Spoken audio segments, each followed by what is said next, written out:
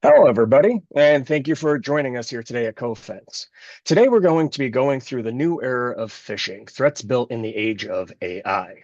Before we get into it, though, I wanted to do a little bit of housekeeping here. We will be doing Q&A at the end of this session, but feel free to use the Q&A function within the client for any questions that you have throughout the entirety of the presentation. This webinar and an associated report will also be posted to Cofense's website shortly after this webinar. That being said, let's get into it. So first, our agenda today, I'm going to introduce our panelists here that we're going to be talking about going through and talking about the trends that we're seeing, or have seen, I should say, within 2025, specifically for phishing threats, which have the appearance and all indicators point to being AI. We've seen obviously an explosion over the last year in phishing threats and with no signs of slowing down, unfortunately. So we're going to go through the introductions. We're going to talk about 2025 overall in review. Our senior analysts here and experts are going to go through the 5 different trends that they've seen and some notable phishing campaigns, and then we're going to open up for Q&A. So who is everybody on this webinar for you all? So first you have myself. I appreciate everybody's time. My name is Josh Bartolome. I'm the Chief Security Officer here at Cofense. And I'm joined with Chance Caldwell, who is the Senior Director of our Managed Phishing Defense Center, and Max Gannon, who is our Manager of our Intel Analysis team. So phishing, right? I've been doing cybersecurity since the late 90s, and it's always been a problem, and it hasn't slowed down. It's always iterative, and it just keeps getting, unfortunately, worse and worse because it's successful. So having a smarter phishing defense is actually critical for any organization of any size. It helps your SOC be more efficient. It actually helps expose unknown threats. I mean, the biggest problem we have to deal with isn't the threats that we know, it's the ones that we don't, because those are the ones that unfortunately keep us up at night. And having a proper phishing defense program and strategy does allow for faster remediation once you have that detection, which in turn mitigates future threats, right? So really it's getting that look into the unknown, making sure you know your threat landscape and your threat boundaries, and being able to protect yourself and your employees from any negative impact. As I'm sure we've all dealt with or know, it just takes one email to cause a very bad weekend to occur for most of us. That being said, talking about 2025, 2025 was, I'd say, a banner year, but that makes it sound like it was a good year.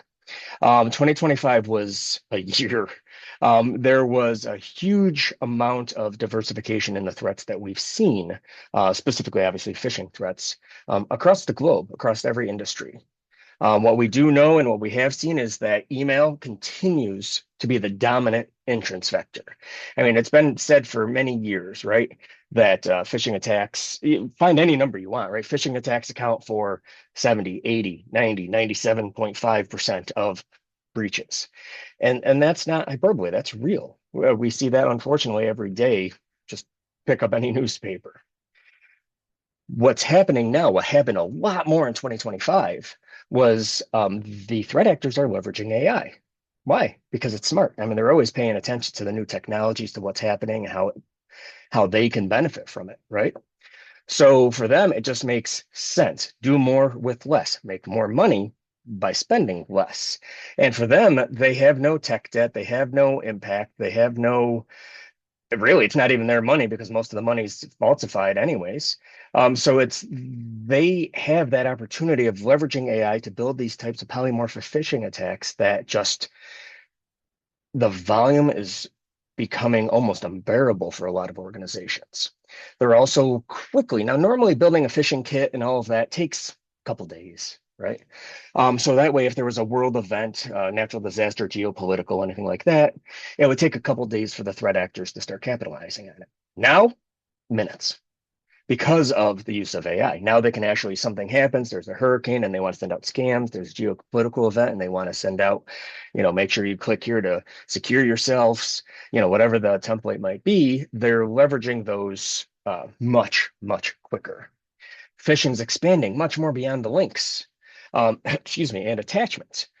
With deep fakes, audio, deepfake video, using side channels like SMS, Telegram, Discord, Slack, Teams. The phishing threat as a whole has gotten much bigger. And the sad part is nobody's immune, right? Everybody's a target. Every organization, every individual watching right now and attending this webinar is a target. I don't mean this to be doom and gloom. The reason we're having these conversations, the reason we're having this webinar today is because we want to show you what's going on. So hopefully we can offer some insight into what the threats that we are seeing have been and what we project them to be. So that way you can take that back within your organization and hopefully identify things before they become a problem. That being said, I am going to pass this over to Max to talk about trend number one. Max, the floor is yours. So, as always, we want to relate this back to AI, but I really want to clarify here. So, we saw in the past browser-based customization of credential phishing pages. We'd see different kits that would respond differently based on different browsers, but it was really rare. It required a lot of effort, so not a lot of the phishing kits that threat actors could purchase for cheap, or even the expensive ones, not a lot of them had these kind of features. But as AI is increasingly being used to deploy these kits, design these kits, build everything about them, we've started seeing a lot more of the extremely customized features start to appear on phishing pages. Could you hit the next slide, Josh? So some of these are being specially used to resist analysis. So to make it a lot harder for your socks to actually be able to figure out what's going on. So here on the left, we have this little thing which requires you to put an email address that the phishing email was sent to. So the thing is, a lot of socks just get sent IOCs. They don't get sent full emails. They don't get the actual email address of who it was sent to. So that pops up and it's dead. The sock can't do anything else. That's the end of the investigation chain. They just assume it was bad, maybe. And then there's even ones that go further, like the one on the right, where they send a code to the email address as well. So there are very, very few socks that have access to the inboxes of people who report things. I certainly can't think of any. So threat actors are incorporating these techniques and more credential phishing kits than we've ever seen before, and they're really taking advantage of it to prevent analysis. If you could hit the next slide, Josh. So here's an example of one that's customized based on the operating system. So if you visit this website on the right, and you're using uh, Android browser, it gives you an APK, which is, generic Android remote access Trojan. If you're visiting Windows, it downloads a .msi, which is ConnectWise rat. So Windows malware. If you're using Mac, they don't have anything for you. So instead, they give you this credential phishing page. So threat actors are tailoring things so that no matter what operating system you're using, no matter what your situation is, they're still going to be able to make a profit off of you. In the past, it would be if you visited this site on Windows, you got ConnectWise Rat. If you visited on anything else, you would still get a Windows executable, which would be useless to you. But now they're making sure that every single person is someone they can make money off of. So if you get the next slide, Josh. So here on the right, I'm not really going to get into it too much, but the most important part is there's two URLs here. There's IP geolocation and IP API, and there's several other services on this website. So what they're doing is they're detecting the geolocation of the person visiting the website, and then they're saving this information and using it for additional tracking purposes. And they're also using it to decide if the person analyzing it is, from a SOC or if it's a victim, because that's really important information to have. So here on the left, we have some of the really common tools that they use. So the operating system, developer tools, which are really frequently used by SOCs, detect the language so they can give you different content based on your language. So if they sent the email out and it was in German, and somebody has a browser in German and visits it, then they get certain malware. If they have a browser that has English as the thing, then they'll just redirect them to a legitimate looking website. So people will think, oh, this isn't a fish.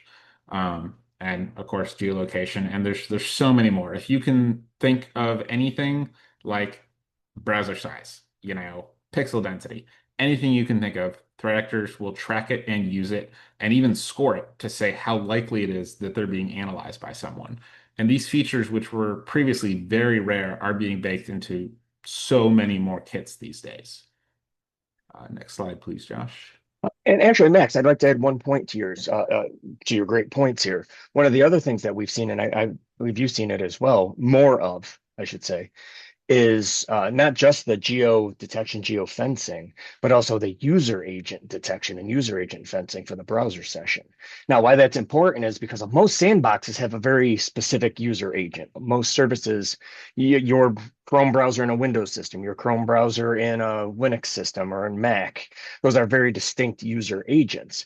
Most research teams, most threat analysts do customized user agents.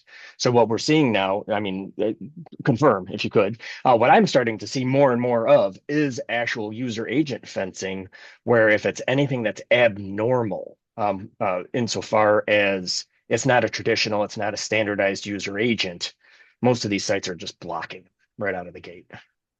A lot of them will actually have a long list, maybe like 20 different lines of user agents that are typically used by SOCs or automated systems analyzing. And if it sees any of those user agents, it just automatically sends you to a random Wikipedia page. Yep.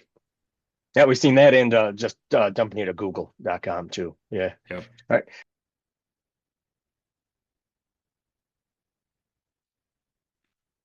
So we're also seeing a lot of quick deploy hosting, which is used for this. And this is very problematic. So what this is threat actors can spin up a web page with just a couple of command line prompts and deploy it.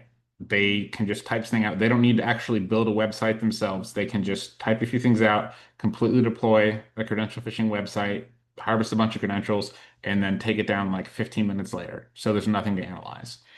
So each of these on the left is a domain that is abused for this, and you'll notice there's even Windows.net is abused for this sort of thing. And on the right, we have some specific examples of them being used. So towards the bottom right, you'll see Try Cloudflare. That one is very frequently abused for delivering malware. They'll spin up a really quick Cloudflare tunnel, deliver malware, and then they'll do that in Germany. And then by the time it hits the US and US SOCs are opening up for business, it'll be gone. There'll be nothing for them to find. So the biggest link to AI in all of this, though, is actually the bottom one, Vercel. So Vercel lets you use AI to custom build a website based on the prompts that you give it. And we actually have a piece coming out about that later this year where it talks about you can literally just say, make me a Microsoft Outlook appearing web page that sends credentials entered into it into this location, and it will create the whole thing for you and deploy it. Um, very little effort involved, fully AI generated. And we're seeing stuff like this more and more frequently these days. If you get at the next one, Josh. All right, so trend number two for this report is actually talking about polymorphic phishing.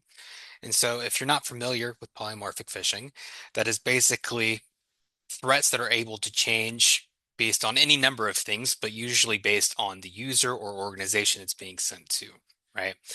You know, one email sent to me might be completely different than what Max got or what Josh got based on a few commands that are in the background, able to change that up and make it specific to the person. And we have seen this in the past, right? Like polymorphic phishing is not new, but through the explosion of AI, generative AI to be specific, it has become the default model instead of it being, the thing that high class threat actors are using. It's what everyone is using. So you can expect, to have to deal with threats that are going to be unique, specific to your users, and just different all around. Next slide, please. And so, why is that so dangerous? It's the scale and quality that becomes possible through this polymorphic phishing, right? Uh, if you get a generic email, you're a lot more likely to say, hey, that's probably malicious. But if you get something that's more tailored for you, that maybe is even potentially pulling information from the internet, based on your address or your phone number or any number of things, that's going to make it a lot more tailored to you and a lot more likely for you to click on it or your users to click on it. And one thing that we've seen over the past year in 2025 was 76% of all of the infection URLs that we saw in our emails in the Cofense Phishing Defense Center. 76% of them were unique, meaning uh, a vast majority of them were different, right? And that's going to be difficult for your traditional security systems to deal with because, they're looking for static indicators. They're looking for known IOCs that they've seen before. So if 76% of the URLs coming in are different, it's going to be very difficult for them to identify those emails and automatically remove them. And of those emails, 94% of those URLs were actually coming from common IP addresses. So even though the URL is different, the IPs are similar, meaning that they're most likely using, the same underscoring infrastructure to build out those URLs, which is a sign that AI is being used in the creation. Next slide, please. And so here is one example of some polymorphic phishing. This campaign was actually, I don't even want to say it was popular in 2025 because it's still popular. We've seen an explosion of it across industries, across customers. And what it is a email that is simply asking the user, hey, would you potentially be interested to apply for this job, right? This one is for Nike. It's got the Nike logo. It has Nike Careers listed as the alias for the user. And at the bottom, it's got the lead recruiter title for this user, right, from Nike. Uh, we have seen this abused across the board with, logos. We've seen, if you go to the next slide, we've seen Google, Tesla, Ferrari, Red Bull, um, and 100 other logos being used. But if you take a look at this, you'll see that they're all very, very similar, right? The logo placement is similar. The keywords they're using are similar. The actual URLs that are posting in them are even similar. CareerTesla.com, uh, RedBull.com. They're all going to be very similar, but they're going to be tailored for individuals. They're going to change by the minute and not the hour or by the day, which is why it's going to be hard for you to catch if you're using traditional security systems because they are not going to be the same.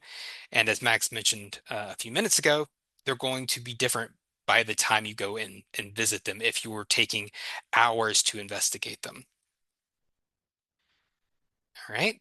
And here is the second example, legitimate and malicious. And what we mean by that is if you look at the email on the left, this is an email actually coming from LinkedIn from a user asking if you want to participate in a proposal for a contract.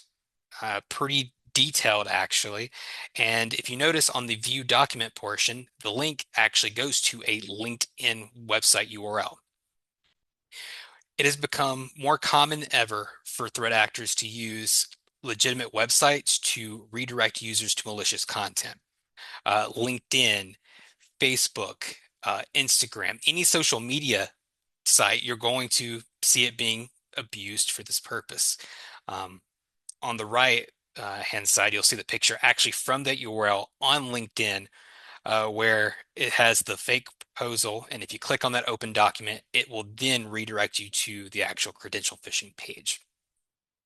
But on the polymorphic side of things, that original email you're getting is going to change per person. The user who it's coming from is going to change.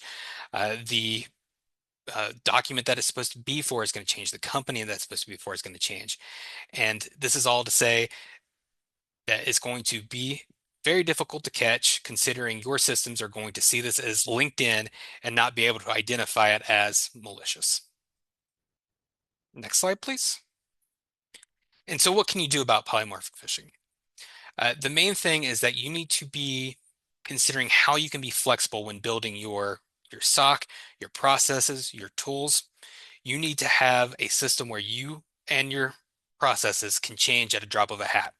If it takes you weeks or days to be able to change when something new is occurring, you're going to be in trouble because that's going to be constantly changing. I've seen users where they tell me they have weeks of lead up time before they can actually make a change in their system that's going to allow them to defend against a particular phishing attack. Beyond that, you're going to need AI defense tools that are backed by human intelligence. And what I mean by that is that there's a wide number of AI tools out there, but you need ones that have human intelligence to ensure that it's accurate, quality, that it's staying up to date. AI defenses work best when they are taking care of the quantity aspect of phishing, whereas humans act best on the quality, the in-depth, the new. And so you need to have a system where humans are teaching the AI, keeping it up to date so that the humans don't have to deal with the low-hanging fruit and get caught and not able to move on. And then, finally, just be considering how your systems detect threats. They need to do it based on behavior and not static indicators. If you're looking for those static indicators, as I've been talking about, you're potentially going to be in trouble because they're going to be changing by the second or minute. Whereas the behavior is going to be relatively the same across the board, even if the indicators have changed. Next slide.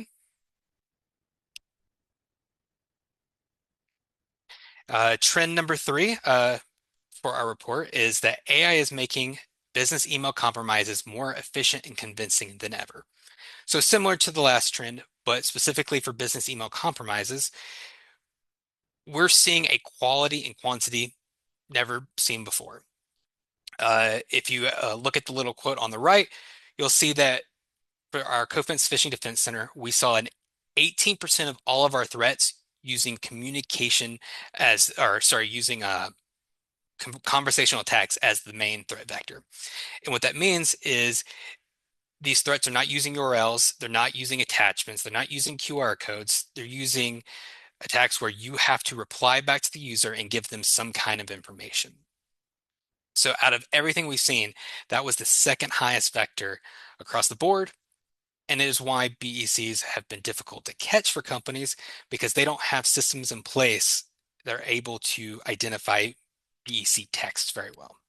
Next slide, please. And so I'm talking about that.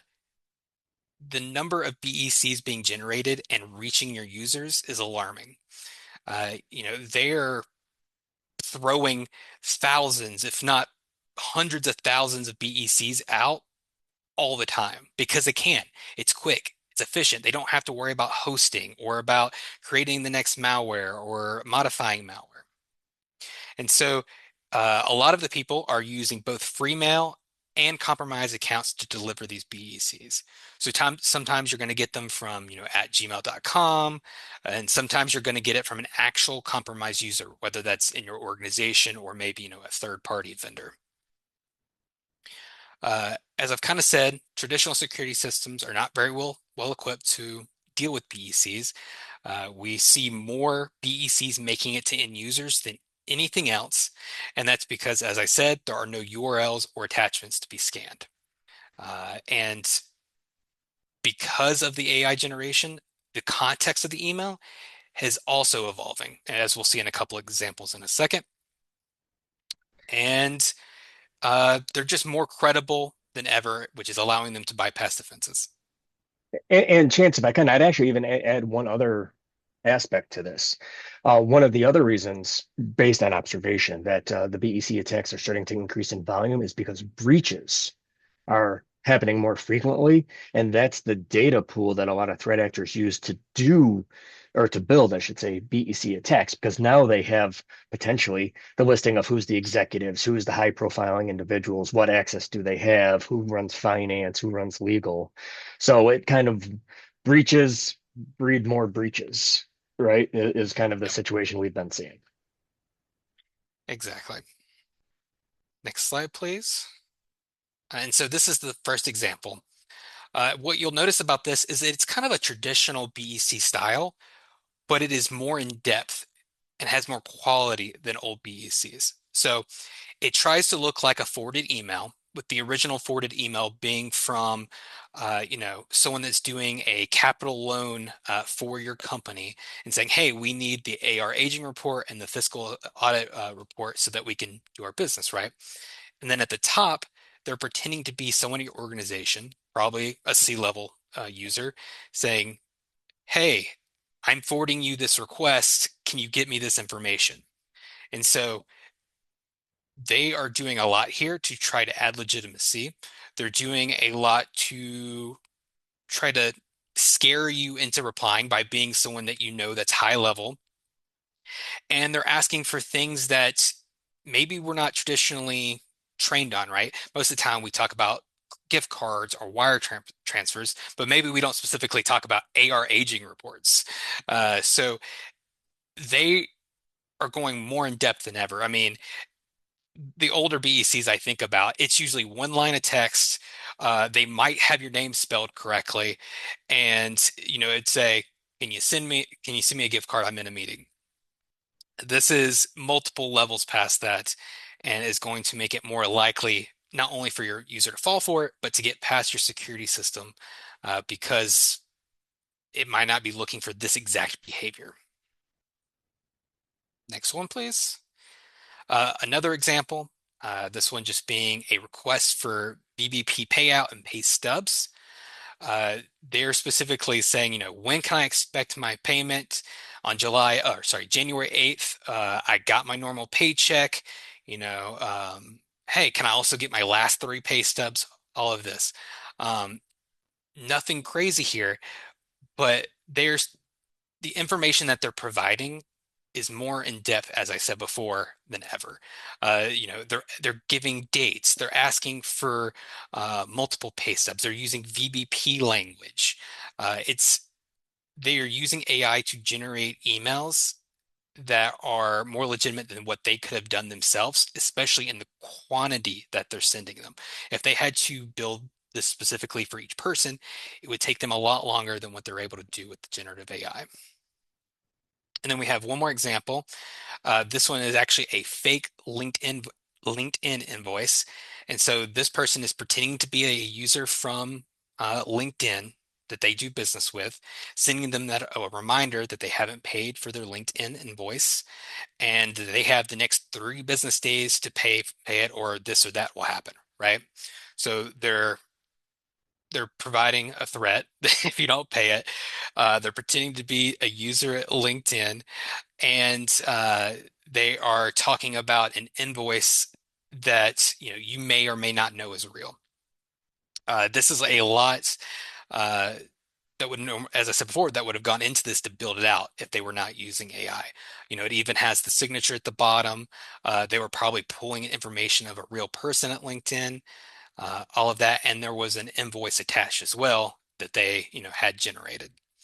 Um, so next slide. And so in general, how do we defend against BECs? Uh, as said before, incorporate behavioral email security detection. You're not going to be able to scan for URLs or attachments on BECs, so you have to be able to identify the language that's being used, or maybe even, who do they say they are, but does that match with the actual sender on the email? You need to be able to do that kind of analysis quick time versus looking for the other stuff. You need to have strong multi-factor authentication across your organization, so that even if they do get information or they get into an account, they're not easily able to jump from one place to another, right? If you give someone their password, that might not still let them into an account because they don't have the multi-factor side of things. Uh, you can create alerts for inbound emails that have high-level employees' names in them, but the email does not match up. I've seen a few organizations use this tactic, and they're able to filter out a lot of emails where, CEO's name is in the body of the email, but the from address is from joeschmo@gmail.com.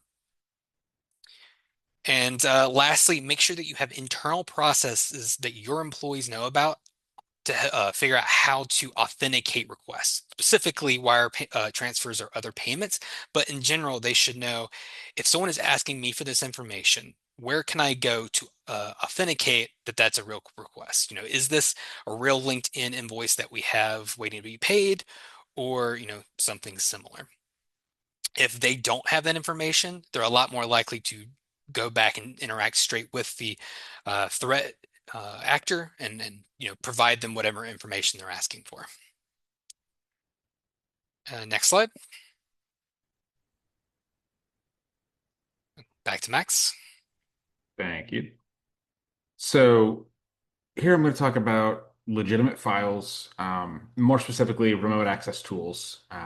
But this really plays into what we've talked about earlier, with a lot of legitimate things being abused by threat actors. But we have seen this especially in remote access tools and legitimate files being abused for delivering malware.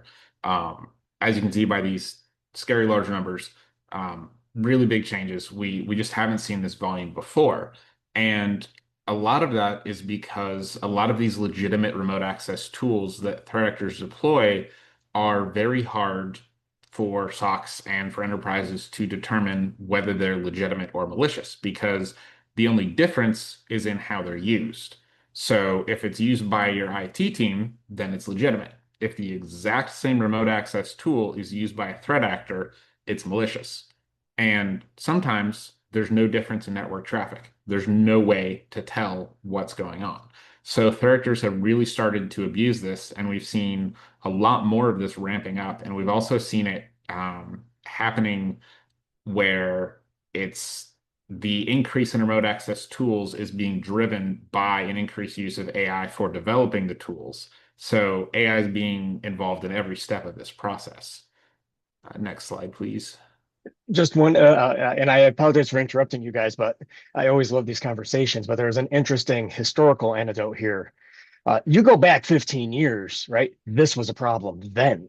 Team Viewer, PS Exec, all of these low-level tools that IT teams use to manage their assets, they started to be exploited by threat actors once they got access into somebody's environment.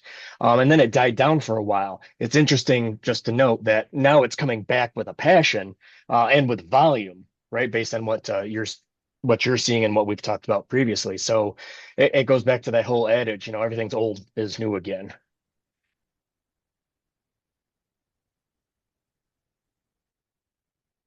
So, interestingly enough, the most common theme we have seen by far delivering these legitimate remote access tools is invitations to events. Apparently, it's just really popular and gets people to click links. So, on the right, we've got a pretty common one. They are very frequently themed around actual holiday events. So, this one was coming up towards the end of 2025, as you can see from the date, 12/30/2025. But we saw them for Christmas. We saw them for, every holiday you can think of. And it's every theme. We've seen celebration of life. There's office parties. There's complete gamut of any kind of event. And honestly, more variation in events than threat actors typically do for anything, which really lends itself to the belief that AI is almost definitely used in the generation of these emails because they're all different, but they're very similar. It's like you're giving the same prompt again and again and getting slightly different results, which is really hard to defend against. So sometimes we'll see ones like this, which this has a pretty solid narrative. Sometimes we'll only see one line where it says install the invitation, which kind of suspicious. Why would you be installing a file for an invitation? But a lot of people still fall for it. So we really see this a lot. And of course, there are other themes. The IRS, or not IRS, the Social Security Administration is by far the most spoof for these. Really, really popular spoof. And we've seen other brands as well. But invitations to holiday events are very, very big, very time specific, which is something that you really look for in the past with advanced threat actors, and now we're starting to see it with every level of threat actor. Next slide, please. So there's really five primary legitimate remote access tools. So we've got five laid out here, and as you can see, ConnectWise remote access tool is by far the most common. And part of this is due to which remote access tools offer free trial periods. So a threat actor can take nothing more than an email address and sign up for a free 14-day trial period of some of these remote access tools with no supervision, nothing blocking them, nothing preventing abuse other than a 14-day limit. But after, a certain amount of time, threat actors are deploying other remote access tools into the infected environments. So say the 14 days run out. Well, by that time, the threat actor has already put in backdoors with other tools. It's already accessible. The actual initial attack has already happened. So a 14-day limit on these trials, it doesn't mean anything. So the popularity of these remote access tools is a function of what threat actors think is most common in enterprise environments, as well as what has the easiest to abuse trial period. And unfortunately, ConnectWise Rat rates pretty high on both of those levels. Next slide, please. So I really just wanted to give some specifics on why legitimate remote access tools are such a threat. So the first one, valid signatures on files. A lot of EDR looks for signatures on files because it's a very easy minimum effort way to say, is this legitimate? Is this malicious? You check the signature, you check the expiration, you see, what's going on with it. And these remote access tools all check out. All signatures valid, everything is legitimate. There's nothing to indicate that it's malicious. So the traffic, network traffic is often allowed listed because a lot of times these tools are actually used by your IT team. So the traffic that you see in network is just automatically ignored because the IT team is like, yeah, that's my traffic. We're just going to completely ignore that. Nothing to see here. So that really goes into the third one that any SOC investigating sees this traffic, it's going to look legitimate. They're just going to move right on.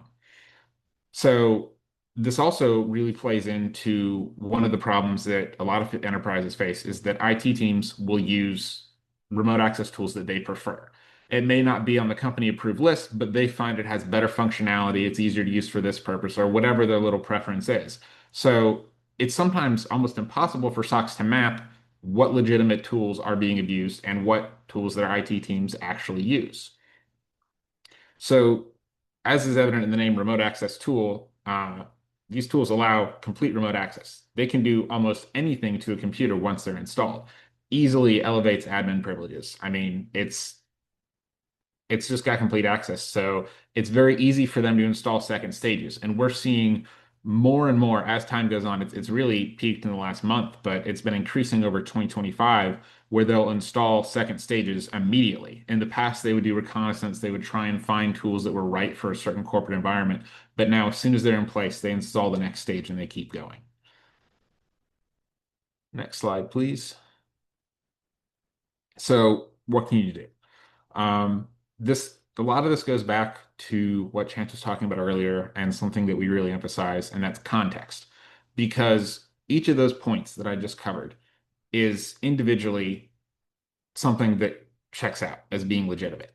But if you take the context, if you look at the email, if you look at the network IOCs, if you look at the file hash, if you look at all these pieces of context together, and you've got that information and you don't just have a block list of hashes, then you can use that context to determine if this legitimate rat is being abused or if your IT team is using it. So one of the best ways for defense is security awareness training. I mean, everyone talks about it, but the most important part is it needs to be relevant because we see people using security awareness training that is so out of date. And that's one of the things that we've talked about earlier as well is with AI being more involved in these campaigns, we're seeing new things daily. It's just constant innovation, so to speak, using AI. So if you're training people on things from like, I don't know, a month ago, the landscape has completely changed. Everything that you're seeing is brand new from then on. So, second point, maintain a list. And this is sometimes a battle with IT because IT wants to use their own list, but you still have to just be straight. This is the list we're using. Anything not on it, not happening, and just straight block because unfortunately, it's really easy for threat actors to abuse it if you don't have those lists that you stick to. And so the final one is active reporting culture. Some particular enterprises that we have as customers are great at this. They spot every single invitation leading to legitimate rat. They're like, this is malicious. They're really great at it. Other customers, they're not as great at it. They just don't have that same percentage of success of finding these things. So training is important, but having people be encouraged and want to report these things is at least as important. And to add just a historical perspective on this one too, what I've personally done in the past for multiple SOCs, for this from a more of a IT SecOps stance, is if you have an EDR, if you have an inventory management system, right, do a polling, do a least frequency, a highest frequency of occurrence for applications that are installed across your organization, and capture version numbers, right? Because to your point, most often the threat actors are either using really old versions or really new versions, which might not match to your corporate deployed version. And if you have a standard, say ConnectWise, and that's installed on 99, 98%, but then you have this 1% that has this other thing installed. Those might be something you want to look into. So it is a little bit of a threat hunting exercise, but it is more of landscape awareness versus anything else that might able help you identify if this is a concern out of the gate, and then you can kind of keep tabs on it moving forward as well. That is all I have on this one. So thank you. So I'm gonna spoil where we're going with this trend kind of up front a little bit. So we talk about .es TLD abuse a lot. We're really gonna go into it more coming up. But really where this plays in is we're starting to see what looks like automated deployment of credential phishing pages, especially of using .es TLD. There's some other ones, but that's the main one where these it seems to be a fully featured kit from email to phishing page where it's just automatically deploying these things at a scale we haven't seen before. And this kind of automatic deployment of emails and corresponding phishing pages isn't something that was really seen before threat actors started fully integrating AI into their toolkits. So it's something that we really need to watch for. Next slide, please. So here, just to kind of give you all a quick look at the different top TLDs, you'll notice third one from left, .es. It was so low in 2024 that you can't even see the bar. It's minuscule. And yet in 2025, it's gone up drastically. So that may not seem like a huge amount, but it's gone up farther than anything else. Next slide, please. So here we have a sample of one of the emails.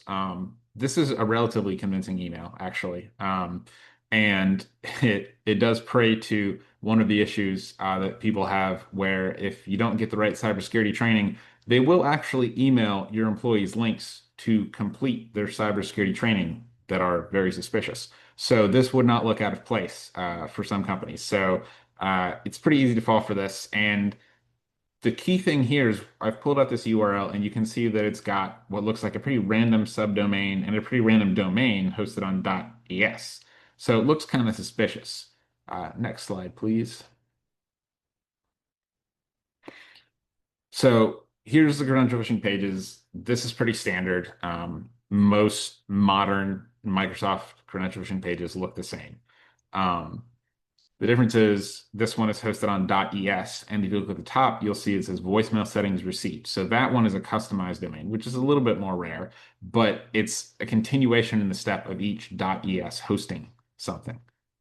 Next slide, please. So up top, I've got some examples. .pages.dev is the most common subdomains that we've seen that are chosen by threat actors. So you've got a couple of examples here, email, webs, news, voicemail, audio message, etc.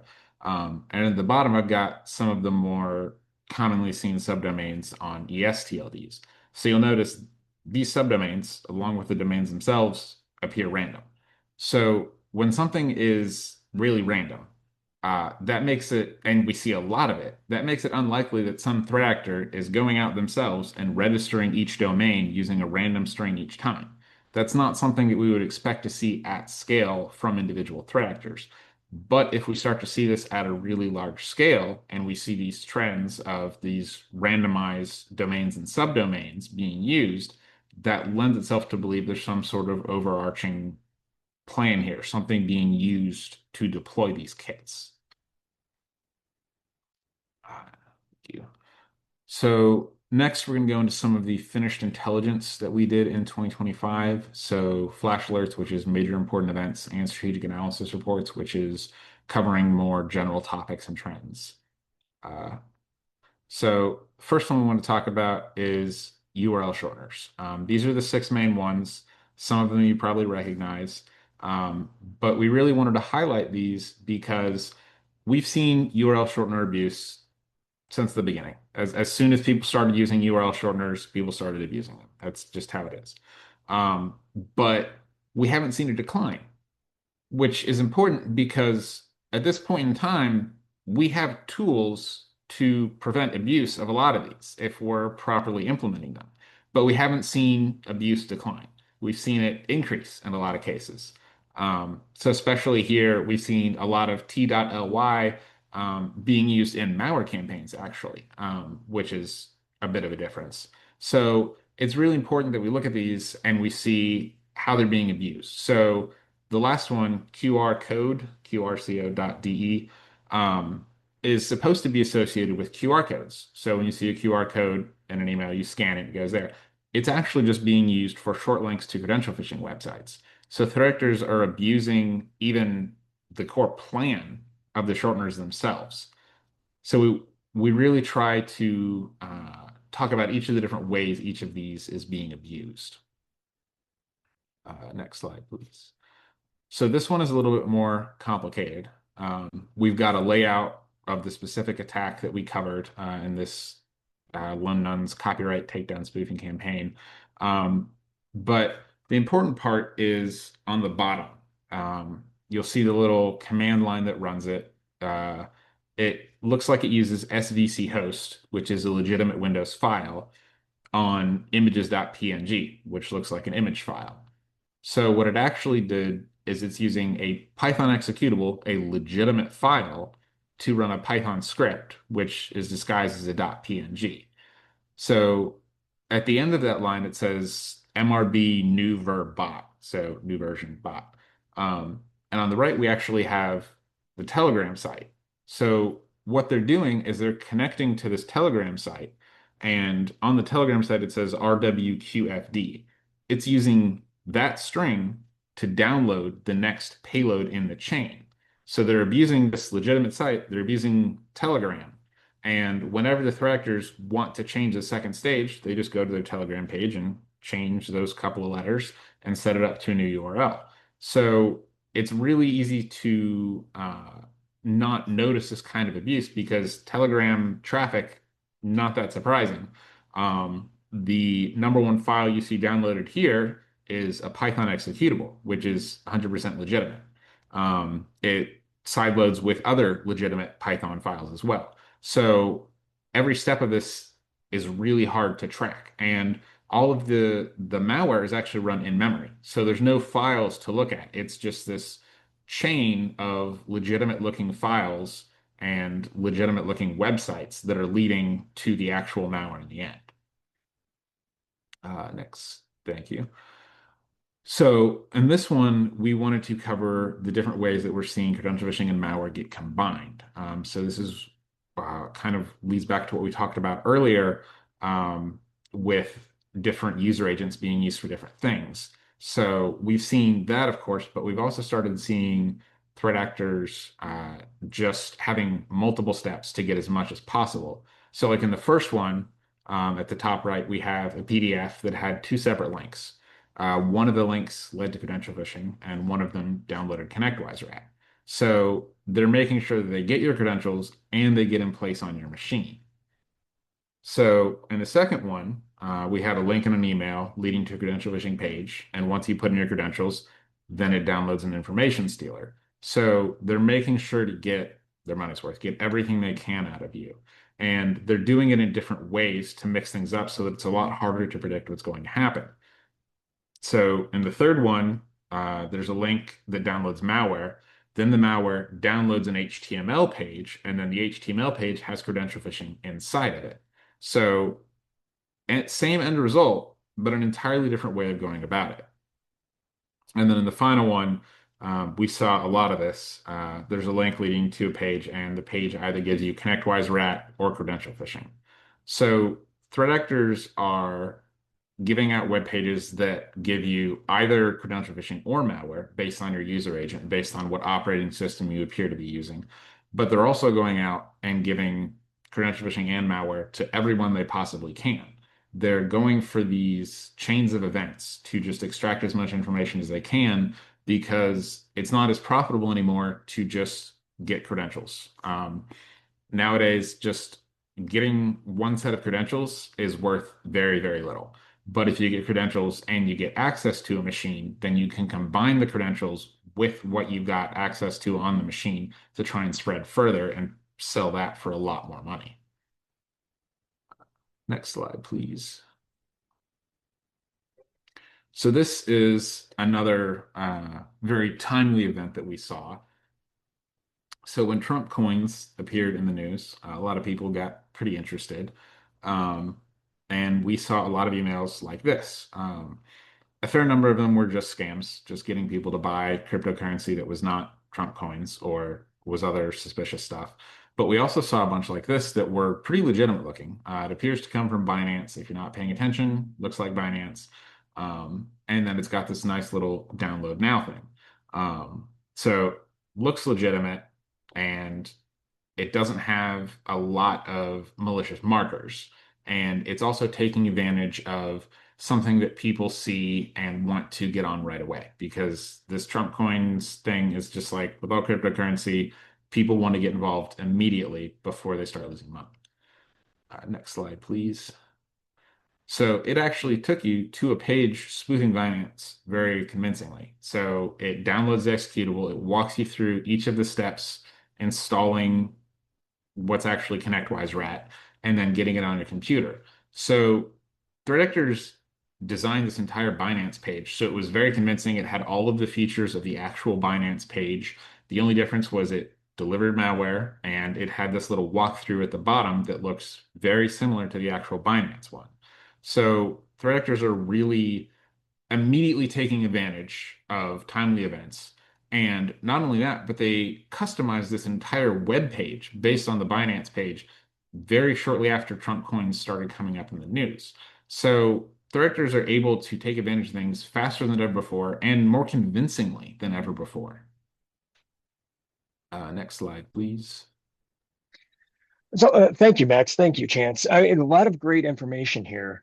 And, to kind of wrap up this conversation, and then we'll open up for Q&A, is, really organizations need to be knowledgeable as to what the threats are today and, kind of what's been happening. Unfortunately, iteration is happening so fast from a threat actor perspective that things that from 2 years ago don't matter anymore, right? Because they're constantly changing.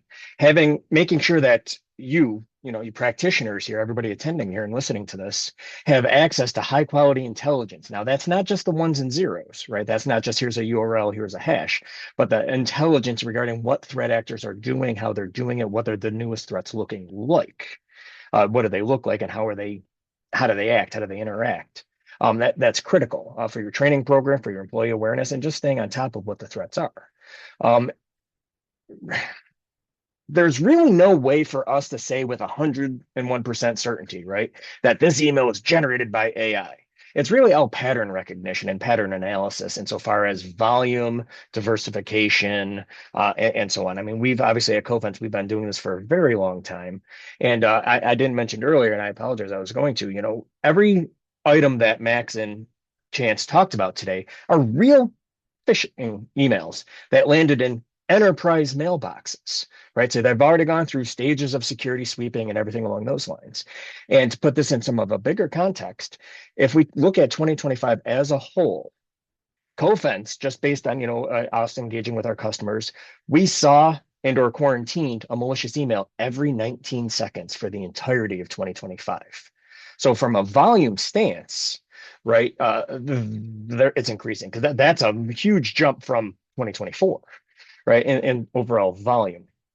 And how can you account for that? Well, logically, it's AI. If you look at the better grammar, the quick pivots, the quick changes, to Max and Chance's point as they've gone throughout, uh, there's no other really explanation for it. And you got to remember, threat actors What they do is a business. It's their business. It's not a legitimate business, but it's a business. Why are they doing it? Because they want to mess with us? No, it's because they want money, right? So they're optimizing, innovating, using the same technology every other business is to try so they can do more with less and have more revenue. So the key really is looking for the trends. What's new? What haven't we seen anymore? That's where that intelligence and that insight into the threats actually makes a big difference. And there is, again, a lot of the times now, especially with the turnaround for this event happened to we just got these emails, such a minuscule amount. So making sure that you're aware of what the trends are, what is happening in the real threat landscape when it comes to phishing attacks is imperative. That being said, we really do appreciate everybody's time here, and we're going to open this up for questioning.